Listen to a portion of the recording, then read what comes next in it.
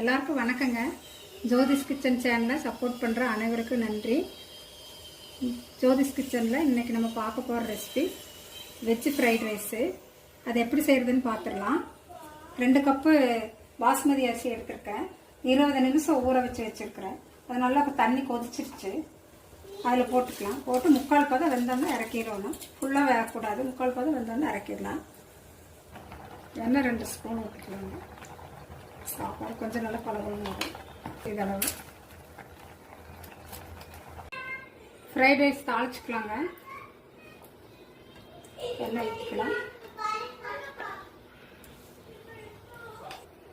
பெரிய வெங்காயம் நீல வாக்கில் கட் பண்ணி வச்சுட்டு வெங்காயம் வதங்கிடுச்சு. பூண்டு போட்டுக்கலாங்க. இஞ்சி சிறிதளவு, பச்சை மிளகாய் 2 நறுக்கி வச்சது,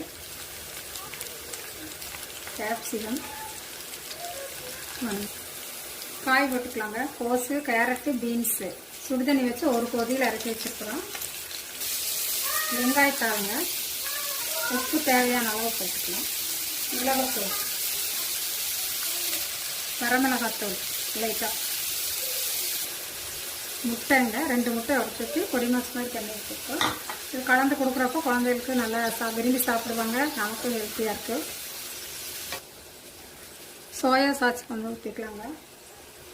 பாஸ்மதி அரிசி வேக வச்சு வடித்து வச்சுருக்குங்க. 3/4 பதம் அது போட்டுக்கலாம். ஃப்ரைட் ரைஸ் ரெடி ஆயிடுச்சுங்க.